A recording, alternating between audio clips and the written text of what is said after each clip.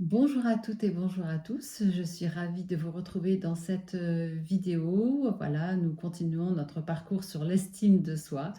Et donc, je vous donne des petites astuces, des petits conseils à des filles déjà parfaites et à des messieurs déjà parfaits. Alors aujourd'hui, nous allons parler d'un sujet qui pourrait vous faire penser à premier abord, d'un premier abord comme ça, que c'est un sujet qui n'a rien à voir avec l'estime de soi et la confiance en soi. Il s'agit pour moi de quelque chose d'essentiel, hein, et il s'agit de notre environnement, de penser, de réfléchir à comment faire du tri, comment réagencer, réorganiser, redynamiser nos intérieurs. Et quand je dis nos intérieurs, ce sont nos intérieurs physiques, nos maisons, nos appartements, nos voitures, nos placards, nos tiroirs, voilà, tout ce qui est un contenant dans lequel vous déversez vos affaires personnelles, hein. Quand je dis déverser, ou entreposer, ou déposer, ou décorer et où se trouve votre vie quotidienne.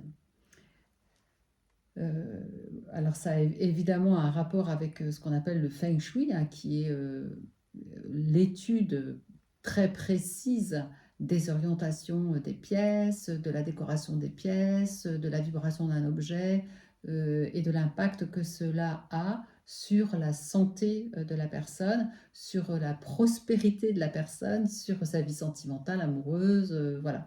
Donc c'est une étude, c'est une science, hein, chinoise, peut-être même d'ailleurs japonaise aussi, hein. Je n'ai pas une grande culture sur le feng shui. En tout cas, l'idée c'est que le feng shui réorganise nos pièces pour laisser passer en fait l'énergie, circuler l'énergie qui s'appelle le qi, donc en médecine traditionnelle chinoise, pour justement dynamiser euh, l'énergie du lieu et du même coup l'énergie de la personne. Alors, c'est ce que je vous invite à faire donc, avec donc, les propositions de cette vidéo, c'est de faire du tri dans vos maisons, dans vos placards, dans vos tiroirs, dans vos voitures, dans vos greniers, dans vos caves, pour trier ce qui, en fait, trier ce qui vous encombre plutôt.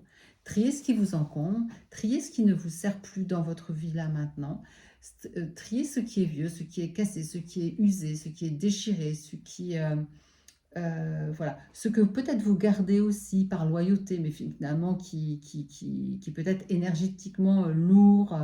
Voilà, et regardez en même temps les croyances que vous pouvez avoir justement par rapport au fait de jeter, de donner, de trier, de vendre ces objets.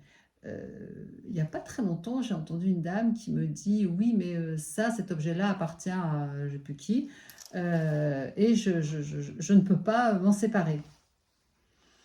Alors, je ne peux pas m'en séparer. La question, c'est est-ce qu'il y a une loi qui dit que tu ne peux pas t'en séparer? Non. Ok, donc s'il n'y a pas de loi, qu'est-ce qui fait qu'en fait tu me dis que tu ne peux pas t'en séparer? Bah oui, parce que voilà, ça pourrait me porter malheur. Ah, d'accord. Donc vous voyez, c'est une croyance, ça pourrait me porter malheur. Donc, et ça peut être le cas pour vous aussi, hein, je vous partage ça, parce que ça peut être le cas aussi pour vous de vous dire, tiens, si je jette ça, c'est que je suis ingrat ou ingrate par rapport à la vie, et donc dans ces cas-là, moi, je vous invite à ne pas jeter, mais plutôt à donner, à déposer de façon euh, un peu cérémonieuse, en fait, je dirais, pour remercier les objets qui vous ont accompagné dans votre vie. Voilà. D'ailleurs, il y a une japonaise qui s'appelle Marie Kondo, hein, qui donne plein de conseils pour trier les placards, pour trier, et qui effectivement a ce cérémonial de remercier le vêtement avant de le donner, ou de le vendre, ou de le déposer, je ne sais pas où.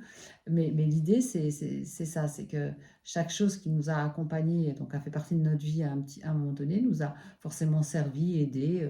Et aujourd'hui, dans l'évolution de vie dans laquelle vous êtes. Là, vous avez grandi à tout point de vue, je dirais.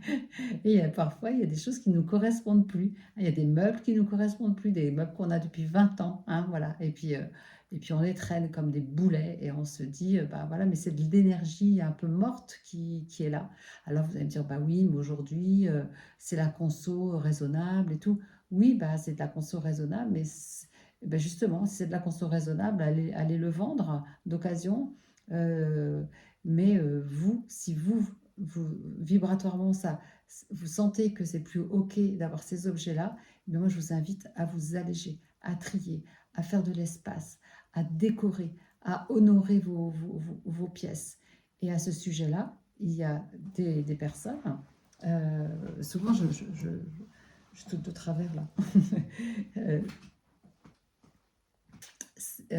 sortent le service en porcelaine à Noël ou à Pâques. D'accord?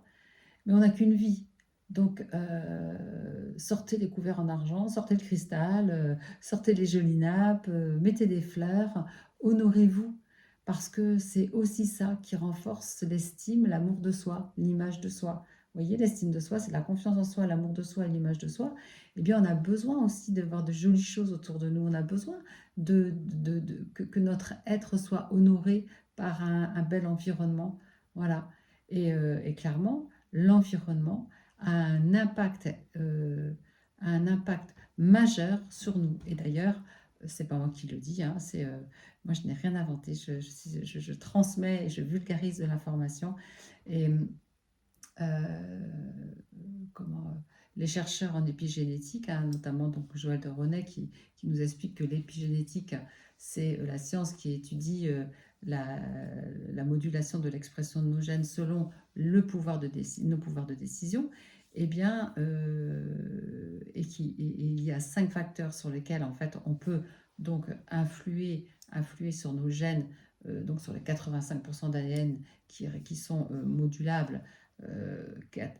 Donc 5 facteurs, le facteur de l'environnement, le facteur de l'alimentation, le facteur du stress, le facteur du plaisir et donc des habitudes que l'on a.